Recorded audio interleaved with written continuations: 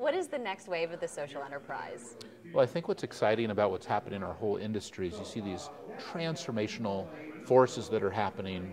Cloud computing, of course, social networks, the Twitters, the Facebooks, and mobile. Just this huge shift to mobility. But what that's doing to our customers is turning them into social enterprises. And social enterprises really consist of three things. One, your employee social network. How do you make all your employees social? How do you get them to collaborate as easily as they're doing at Facebook, but for your company's benefit? Two is, what about your customer social network? How do you bring your customers into that network? How do you delight your customers in a whole new way by creating a higher fidelity relationship with the customer? And three is products.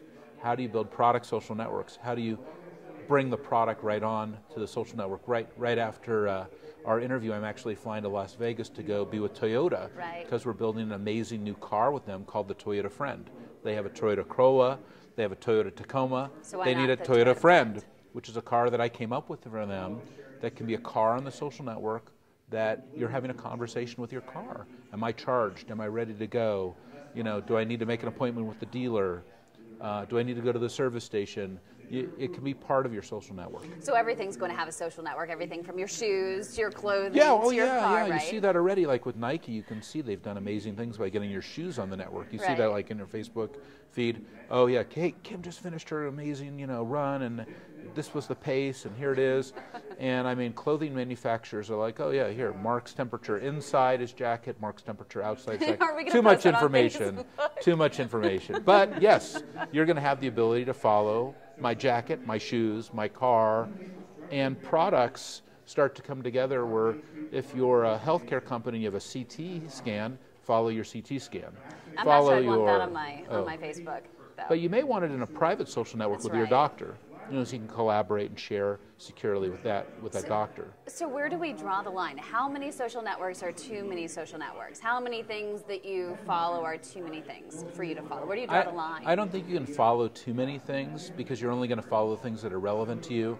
And when you get to something that you're following that's not relevant to you, what do? Unfollow. But I do. If you're organized. If you're organized, and I think, well, I mean, compared to email. To email, you're basically a slave to email. Email's your master. Whatever appears in your inbox, you have to respond to. The nice thing about social networks is the unfollow button, right? And that's very empowering. I can't unfollow people in my email. I would like to. But in terms of Twitter, so I was told when I first signed up for Twitter was for every person that follows you, the real etiquette is that if they're a normal person and not necessarily a company, that you should follow them back. So I made that mistake initially, and so now I've just have way too many people in my feed. So then what do you do?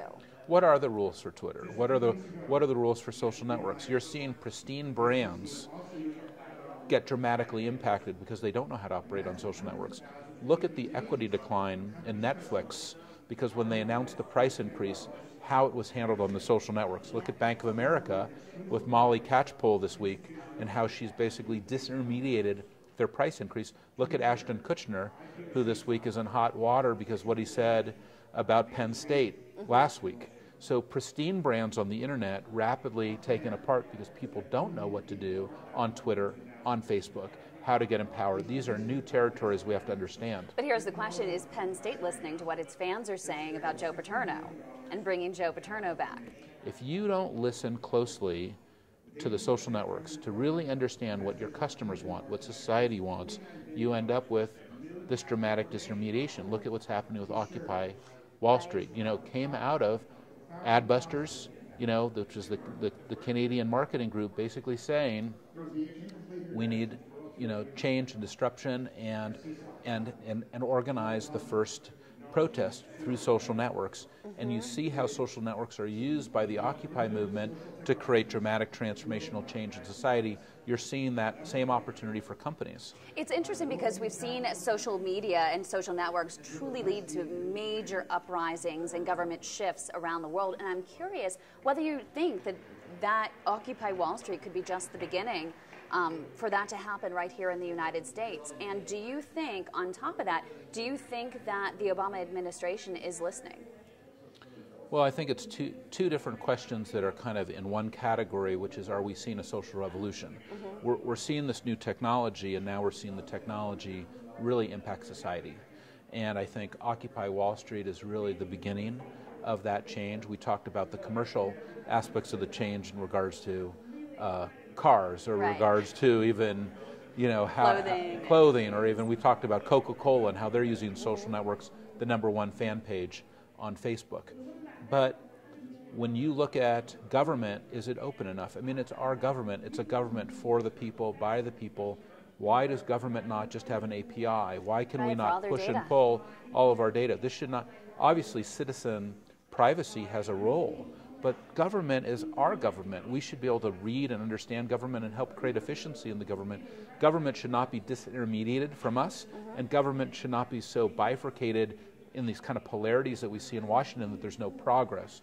And I think that social networking is going to heal these divides. I think that this is the beginning of the fundamental healing of our society, and it's going to be done through technology.